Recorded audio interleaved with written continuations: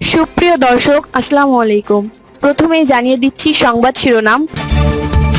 কুমিল্লা জেলা পরিষদের ১০ কোটি টাকার হিসাব দিলেন হাসনাত আব্দুল্লাহ। এদিকে দক্ষিণ সিটির নির্বাহী প্রকৌশলী গোলাম কিবরিয়া বরখাস্ত।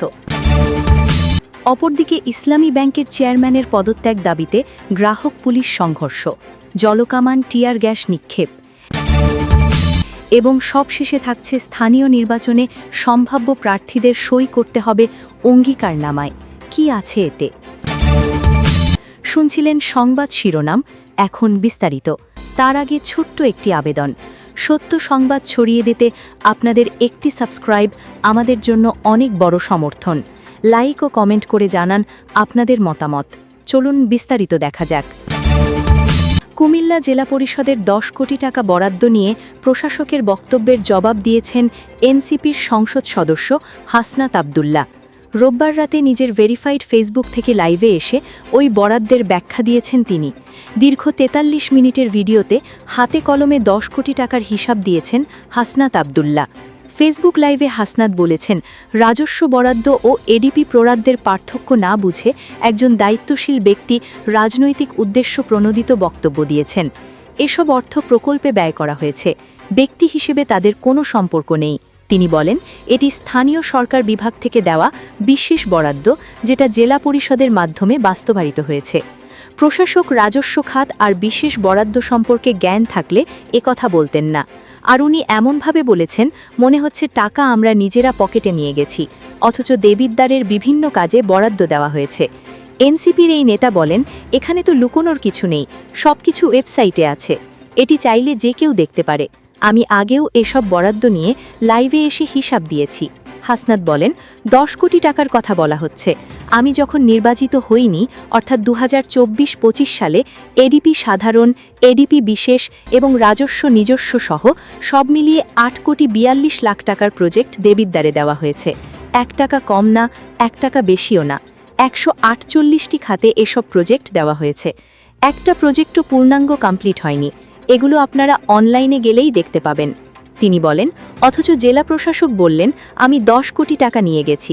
গত ২ দিন মিডিয়া ট্রায়াল চালানো হলো, আমরা টাকা নিয়ে গেছি, টাকার কথা মানুষের কাছে লুকিয়েছি। এটা তো লুকোনোর কিছু নেই, সব কিছু ওয়েবসাইটে। It's very open, broad daylight open. এনসিপির দক্ষিণাঞ্চলের এই মুখ্য সংগঠক বলেন, যারা প্রোপাগ্যান্ডা করেছেন, আপনাদের যদি চর্মচক্ষু থাকে এবং একটু জ্ঞান বুদ্ধি থাকে, শুধু ইন্টারনেটে সার্চ করলেই বিষয়টি স্পষ্ট হয়ে যায়। কোন খাতে কয় টাকা এবং কোন প্রক্রিয়ায় গেছে চাইলেই সব কিছু বের করা সম্ভব। হাসনাত আব্দুল্লাহ বলেন, আমার এলাকার যতগুলা বরাদ্দ বাজেট এসেছে, সম্প্রতি লাইভে সবগুলো বিস্তারিত তুলে ধরেছি। এমনটি আমার পেজ জবাবদিহিতাতেও প্রতিনিয়ত আপডেট জানানো হয়। সবার বাসায় মোবাইল, ইন্টারনেট ও ফেসবুক আছে, সার্চ করলেই যে কেউ ডিটেল দেখতে পারেন। এখন এটাকে যেভাবে ফ্রেমিং করা হলো, এটা খুবই দুঃখজনক। এদিকে দক্ষিণ সিটির নির্বাহী প্রকৌশলী গোলাম কিবরিয়া বরখাস্ত।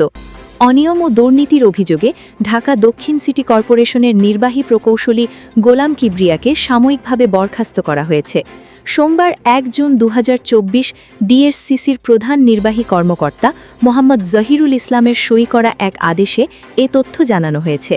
আদেশে বলা হয়, গোলাম কিবরিয়া ডিএসসিসির অঞ্চল ৭-এর নির্বাহী প্রকৌশলী চলতি দায়িত্ব এবং মার্কেট নির্মাণ সেলের নির্বাহী প্রকৌশলী অতিরিক্ত দায়িত্ব হিসেবে দায়িত্ব পালন করছিলেন। স্থানীয় সরকার বিভাগের একটি স্মারকের প্রেক্ষিতে ডিএসসিসির বিভিন্ন কার্যক্রম, বিশেষ করে মার্কেটের দোকান বরাদ্দ ও পরিচালনা সংক্রান্ত বিষয়ে উত্থাপিত অভিযোগগুলোর বিষয়ে তদন্ত শুরু হয়েছে। অভিযোগগুলোর মধ্যে অনিয়ম, দুর্নীতি ও ক্ষমতার অপব্যবহারের বিষয়ও আছে। আদেশে আরও বলা হয়, অভিযোগগুলোর বিষয়ে পূর্ণাঙ্গ তদন্ত ও বিভাগীয় কার্যক্রম সম্পন্ন না হওয়া পর্যন্ত তাকে দায়িত্বে বহাল রাখা সমীচীন নয় বলে বিবেচিত হয়েছে। এই কারণে তাকে ঢাকা দক্ষিণ সিটি কর্পোরেশনের সব ধরনের দায়িত্ব থেকে সাময়িকভাবে বিরত রাখা হয়েছে। বরখাস্তকালীন গোলাম কিবরিয়াকে ডিএসসিসির সচিব দপ্তরে সংযুক্ত করা হয়েছে। এদিকে সংশ্লিষ্ট দপ্তর আদেশের অনুলিপি প্রধানমন্ত্রীর কার্যালয়, স্থানীয় সরকার মন্ত্রণালয় সহ সংশ্লিষ্ট সব দপ্তরে পাঠানো হয়েছে। এদিকে রাজধানীর দিলকুশায় ইসলামী ব্যাংক বাংলাদেশ পিএলসির নবনিযুক্ত চেয়ারম্যান খুরশিদ আলমের পদত্যাগ দাবিতে বিক্ষোভরত গ্রাহকদের সঙ্গে পুলিশের সংঘর্ষের ঘটনা ঘটেছে। আন্দোলনকারীদের ছত্রভঙ্গ করতে পুলিশ লাঠিচার্জের পাশাপাশি জলকামান ও টিয়ার গ্যাস নিক্ষেপ করা হয়েছে বলে জানা গেছে। এ ঘটনায় এলাকায় উত্তেজনা ছড়িয়ে পড়ে। সোমবার সকাল 9:30টার দিকে আন্দোলনকারীদের সড়ক ও ব্যাংক এলাকা থেকে সরিয়ে দিতে পুলিশ পদক্ষেপ নেয়। এ সময় আন্দোলনকারীদের সঙ্গে পুলিশের উত্তেজনা সৃষ্টি হলে পরিস্থিতি দ্রুত সংঘর্ষে রূপ নেয়। আন্দোলনকারীদের ছত্রভঙ্গ করতে পুলিশ লাঠিচার্জ করে। পরে পরিস্থিতি নিয়ন্ত্রণে আনতে জলকামান ও টিয়ার গ্যাসও নিক্ষেপ করা হয়। বিক্ষোভকারীদের অভিযোগ, তারা শান্তিপূর্ণভাবে কর্মসূচি পালন করছিলেন, কিন্তু পুলিশ অপ্রয়োজনীয় বল প্রয়োগ করেছে। তাদের দাবি, নতুন চেয়ারম্যান এসালাম গ্রুপের ঘনিষ্ঠ ব্যক্তি হওয়ায় তার নিয়োগ নিয়ে গ্রাহকদের মধ্যে উদ্বেগ ও ক্ষোভ সৃষ্টি হয়েছে। এ কারণেই তারা প্রতিবাদ কর্মসূচিতে অংশ নিয়েছেন। পুলিশি অভিযানের মুখে প্রথমে আন্দোলনকারীরা ছত্রভঙ্গ হয়ে গেলেও কিছু সময় পর আবারও ব্যাংকের আশপাশে জড়ো হবার চেষ্টা করেন। ঘটনার পর পুরো এলাকায় অতিরিক্ত পুলিশ মোতায়েন করা হয়েছে এবং নিরাপত্তা ব্যবস্থা জোরদার করা হয়েছে। এর আগে ইসলামী ব্যাংক বাংলাদেশ পিএলসির নবনিযুক্ত চেয়ারম্যান খুরশিদ আলমের প্রতিবাদ মানববন্ধন কর্মসূচি পালন করে ইসলামী ব্যাংক সচেতন গ্রাহক ফোরাম। সংগঠনটির নেতারা হুঁশিয়ারি দিয়ে বলেন, খুরশিদ আলমকে চেয়ারম্যানের দায়িত্ব দেওয়া হলে বাংলাদেশ ব্যাংকের গভর্নরকে বিদায় নিতে হবে। তারা অভিযোগ করেন, বিতর্কিত ব্যক্তিকে চেয়ারম্যান করার মাধ্যমে ব্যাংকটির সুশাসন ও স্বচ্ছতা হুমকির মুখে পড়তে পারে। এবং সবশেষে থাকছে, স্থানীয় নির্বাচনের সম্ভাব্য প্রার্থীদের সই করতে হবে অঙ্গীকারনামায়। কি আছে এতে?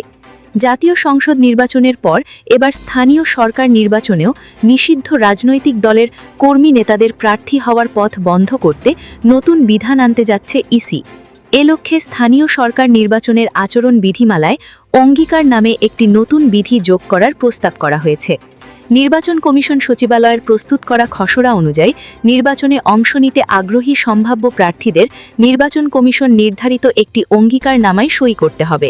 সেখানে উল্লেখ থাকবে যে তারা কোনো নিষিদ্ধ বা নিষেধাজ্ঞার আওতায় থাকা রাজনৈতিক দল বা সংগঠনের সঙ্গে সম্পৃক্ত নন।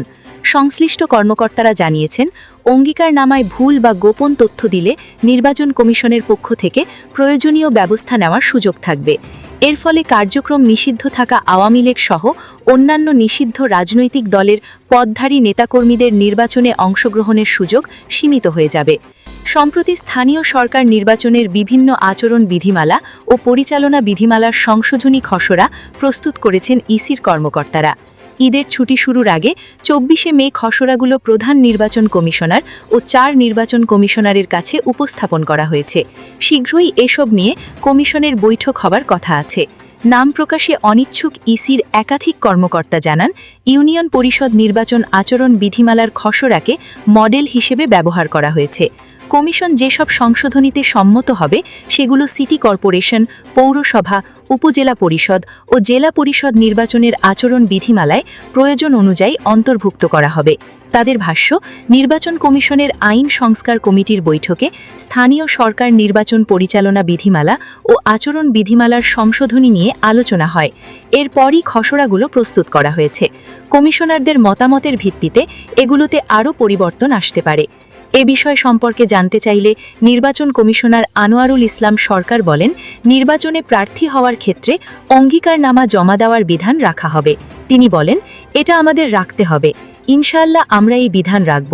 আওয়ামী লীগকে লক্ষ্য করেই এই বিধান যুক্ত করা হচ্ছে কিনা এমন প্রশ্নের জবাবে তিনি বলেন, কোনো দল বা সংগঠনকে সামনে রেখে এটি করা হচ্ছে না। বাংলাদেশে কয়েকটি দল নিষিদ্ধ আছে। বিদ্যমান আইন বিবেচনায় নিয়েই এই বিধান আনা হচ্ছে, কোনো দলকে টার্গেট করে নয়। জুলাই গণ অভ্যুত্থানে গণহারে মানুষ হত্যার অভিযোগে সন্ত্রাসবিরোধী আইনের আওতায় আওয়ামী লীগের কার্যক্রম নিষিদ্ধ করা হয়। পরে এ বিষয়ে আইনি সংশোধনী আনা হয় এবং জাতীয় সংসদ নির্বাচনের আগে গণপ্রতিনিধিত্ব আদেশ ও আচরণ বিধিমালাতেও পরিবর্তন করা হয়। ফলে আওয়ামী লীগ নেতাকর্মীরা জাতীয় সংসদ নির্বাচনে অংশ নিতে পারেননি। এবার একই ধরনের বিধানও স্থানীয় সরকার নির্বাচনে যুক্ত করার উদ্যোগ নেওয়া হয়েছে। পাশাপাশি স্থানীয় সরকার নির্বাচনে অনলাইনে মনোনয়নপত্র জমা দেওয়ার বিদ্যমান বিধানও বাতিলের প্রস্তাব করা হয়েছে। বর্তমানে দেশের সিটি কর্পোরেশন ও পৌরসভার মেয়র ও জেলা পরিষদ ও উপজেলা পরিষদের নির্বাচিত চেয়ারম্যানদের বেশিরভাগ পদ শূন্য রয়েছে। এসব প্রতিষ্ঠানে অনির্বাচিত প্রশাসকেরা দায়িত্ব পালন করছেন। নির্বাচন কমিশনের পরিকল্পনা অনুযায়ী চলতি বছরের শেষ দিকে স্থানীয় সরকার নির্বাচন শুরু হতে পারে। তবে কোন স্তরের নির্বাচন আগে অনুষ্ঠিত হবে সে বিষয়ে এখনও চূড়ান্ত সিদ্ধান্ত হয়নি। ইসির সংশ্লিষ্ট কর্মকর্তারা জানান, ইউনিয়ন পরিষদ নির্বাচন আগে হলে সেখানে অন্য স্থানীয় সরকারের জনপ্রতিনিধিদের প্রভাব বিস্তারের সুযোগ তুলনামূলক কম থাকবে। তবে পরবর্তী পর্যায়ের নির্বাচনে সম্ভাব্য প্রভাব ও বিতর্ক এড়াতেই নতুন অঙ্গীকারনামা সহ বিভিন্ন সংশোধনী আনার উদ্যোগ নেওয়া হয়েছে।